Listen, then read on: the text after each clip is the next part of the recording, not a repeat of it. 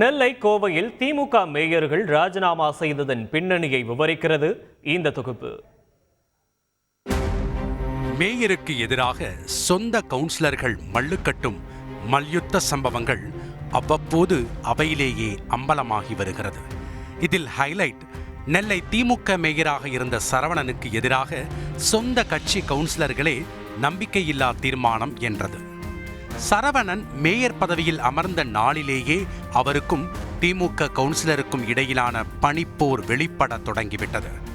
பல முறை மேயர் சரவணன் கூட்டிய மாநகராட்சி கூட்டங்களை திமுக கவுன்சிலர்களே புறக்கணித்ததால் அரசு பணிகள் முடங்குவதாக குற்றச்சாட்டுகள் எழுந்தன. சரவணனுக்கு எதிராக நம்பிக்கையில்லா தீர்மானம் என்றபோது நெல்லை பொறுப்பு அமைச்சர் தங்கம் தென்னரசு கவுன்சிலர்களை சமாதானம் செய்து வைத்தார். ஆனாலும் மோதல் போக்கு தணியவில்லை. சமீபத்தில் கூட மாநகராட்சி கூட்டம் நடைபெறுவதாக அறிவிக்கப்பட்ட போது வெறும் 10 கவுன்சிலர்கள் மட்டும் கலந்து கொண்டனர். சரவணனை அவர்கள் புறக்கணித்தது அப்பட்டமானது. சரவணனுக்கு எதிர்ப்பு வலுக்க விவகாரம் தலைமைக்கு சென்றது. அப்படியே கொங்கு பக்கம் திரும்பினால் கோவையிலும் இதே மேயர் சொந்த கட்சி கவுன்சிலர்கள் மோதல் தென்பட்டது. 2022 கோவை மாநகராட்சியை திமுக வசமாக்க கோவையின் முதல் பெண் மேயராக அரியணை ஏறினார் கல்பனா ஆனந்தகுமார். கட்சியில் சீனியர்கள் எல்லாம் வெயிட்டிங்கில் இருக்க திடீரென கல்பனா மேயராக அறிவிக்கப்பட்டது ஆச்சரியத்தையே ஏற்படுத்தியது. தீவிர செந்தில் பாலாஜி விசுவாசியாக அறியப்பட்ட கல்பனா அவரது ஆதரவிலேயே மேயரானதாக பேசப்பட்டது. எளிமையானவர் என்ற மெச்சலோடு பாரம்பரிய திமுக குடும்பத்தைச் சேர்ந்த கல்பனா கவுன்சிலர் ஆனதும் முதல்வரை பார்க்க பேருந்தில் வந்ததும் ஹைலைட் நியூஸாக இருந்தது. ஆனால் அரியணை ஏறிய பிறகுதான் வந்தது அடுக்கடுக்கான புகார்கள். கல்பனா செயல்பாடு திருப்திகரமாக இல்லை என புகார்கள் தொடர சர்ச்சைகளும் அவரை துரத்தியது.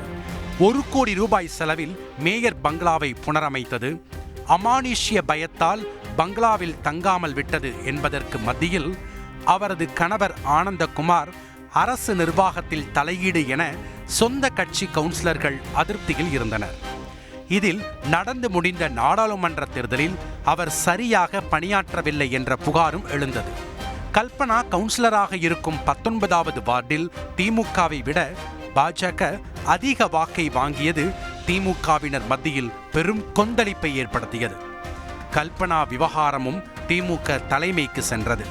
இருவர் மீதான புகார்களை அமைச்சர் KN நேரு விசாரிக்க பல புகார்கள் உண்மை என தெரிய வந்திருக்கிறது. விவகாரம் முதல்வர் கவனத்திற்கும் செல்ல அவர் அறிவுறுத்தல் படி இருவரும் பதவியை ராஜினாமா செய்திருக்கிறார்கள். விரைவில் உள்ளாட்சி தேர்தல், அடுத்தது சட்டமன்ற தேர்தல் என அடுத்தடுத்து தேர்தல் வரவிருப்பதால் மாநகராட்சி நிர்வாகத்தை வலுப்படுத்தும் விதமாகவும் திமுக சட்டமன்ற தேர்தல் பணிகளையும் வேகம் காட்டுவதாக கூறப்படுகிறது. இந்த மேயர் ராஜினாமா லிஸ்டில் இன்னும் 3 மாநகராட்சி மேயர்கள் விசாரணை வளையத்தில் இருப்பதாகவும் திமுக தலைமை வட்டார தகவல்கள் தெரிவிக்கின்றன. செய்திகளை உடனுக்குடன் தெரிந்து கொள்ள உடனே சப்ஸ்கிரைப் பண்ணுங்க.